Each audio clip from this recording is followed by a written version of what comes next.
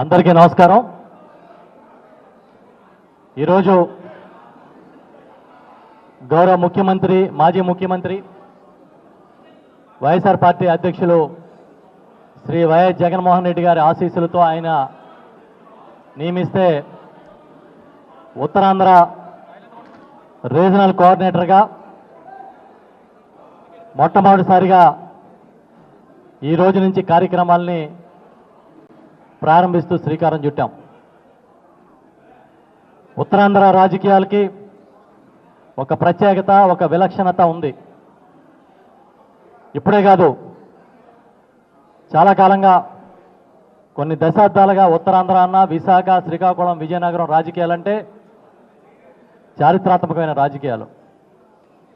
ఇలాంటి ప్రాంతంలో వైఎస్ఆర్ పార్టీ చాలా బలంగా ఉన్న దగ్గర నన్ను సమన్వయ బాధ్యతలు చూడడానికి నియమించినందుకు మరొకసారి ఆయనకు కృతజ్ఞతలు చెప్తున్నా. ఒక ఉత్తరాంధ్ర అంటే పోరుగడ్డ అని చెప్పొచ్చు. స్టీల్ ప్లాంట్ ఉద్యమాలు లాంటి ఎన్నో చారిత్రాత్మకమైన ఉద్యమాలు జరిగాయి ఇక్కడ. అలాంటి ఉత్తరాంధ్ర అభివృద్ధి కోసం ఏకంగా విశాఖపట్నాన్నే ఆ రోజు పరిపాలనా రాజధానిగా చేయాలని ఆకాంక్షించిన ముఖ్యమంత్రిగా చరిత్రలో జగన్మోహన్ రెడ్డి గారు ఉంటారు. ఈ ప్రాంతానికి ఉన్న రాజకీయ నేపథ్యంలో, ఇక్కడున్న పరిస్థితుల మేరకు ప్రజల పక్షాన వైఎస్ఆర్ పార్టీ నిలబడ్డానికి మరొకసారి పునరంకితం అవుతామని సందర్భంగా చెప్తున్నా.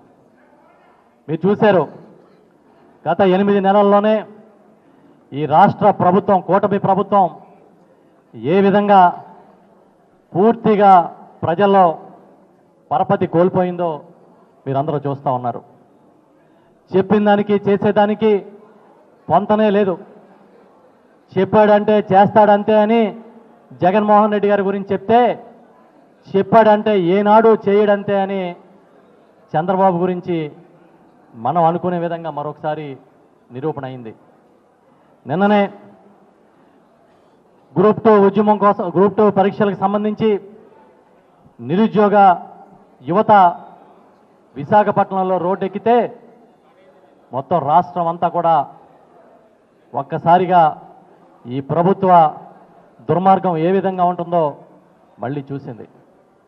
ఎన్నికల ముందు లోకేష్ యువగళం అని తిరిగాడు, కానీ అసలైన యువగళం నిన్న విశాఖ వేదికగా ఈ రాష్ట్రంలో వినబడిందని మేము చెప్తున్నాం.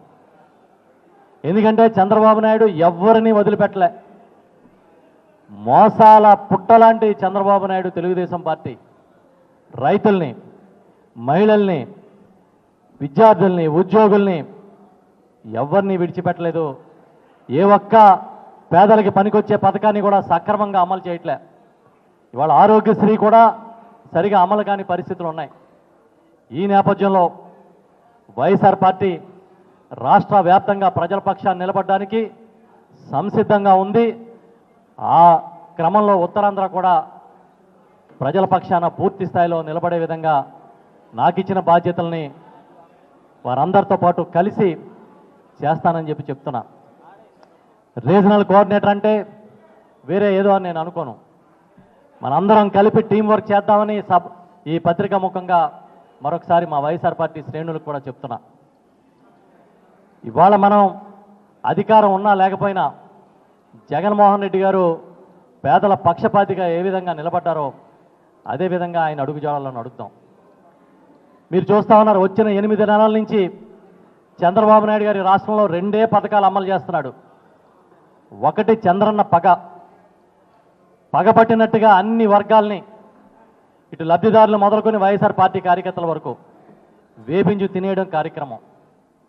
చంద్రన్న దగ, ఒక్క చెప్పింది చేయకుండా, ఒక్క స్కీమ్ కూడా అమలు చేయకుండా, సూపర్ 6 లాంటివన్నింటినీ కూడా మడతపెట్టి బీరువాలో పెట్టుకుని కనీసం వాటి జోలికి వెళ్ళని పరిస్థితి. ఇవన్నీ చూసినప్పుడు ఒక ప్రతిపక్ష పార్టీగా మనకి ఇంకా బాధ్యత ఉందని మేమందరం భావిస్తూ ఉన్నాం. ప్రతి విషయంలోనే నిలదీస్తాం.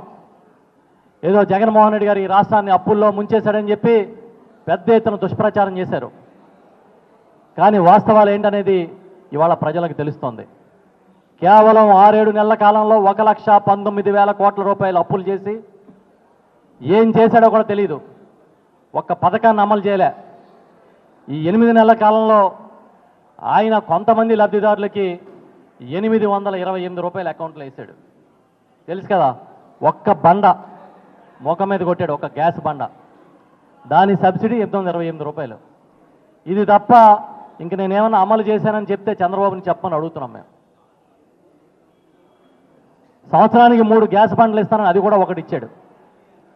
అందుకే ఎప్పుడూ కూడా ప్రజల మీద బండలేసే కార్యక్రమమే తప్ప చంద్రబాబు ఎప్పుడు వచ్చినా ఇంకేమీ చేయడని మరొకసారి నిరూపణ అయిందనేది సందర్భంగా చెప్తూ, పెద్దలు బొత్స సత్యనారాయణ గారు, మా శాసన మండలి ప్రతిపక్ష నేత పెద్దలు మాజీ ఉప ముఖ్యమంత్రి కృష్ణదాస్ గారు, అదేవిధంగా ధర్మాన ప్రసాద్ గారు, సీనియర్ నాయకులు మాజీ మంత్రివర్యులు పెద్దలు అమర్నాథ్ గారు, మాజీ మంత్రివర్యులు చిన్న శ్రీను గారు, ఇక్కడ ఎంపీలు ఉన్నారు, మాజీ శాసనసభ్యులు ఉన్నారు, కోఆర్డినేటర్లు ఉన్నారు. మేమందరం కూడా సమన్వయంతో ముందుకు తీసుకెళ్తాం. విశాఖపట్నం అంటే మారు మోగిపోయే విధంగా ప్రజల పక్షాన నిలబడుతుంది అనేది నిరూపిస్తామని కూడా ఈ సందర్భంగా చెప్తూ ఉన్నా.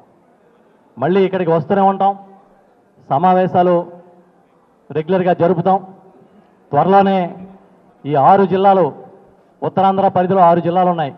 6 జిల్లాలని కూడా ఆ జిల్లాలకు వెళ్ళి అక్కడ నాయకులతో, కార్యకర్తలతో, జిల్లా పార్టీ అధ్యక్షుల నాయకత్వాన కలుస్తాం.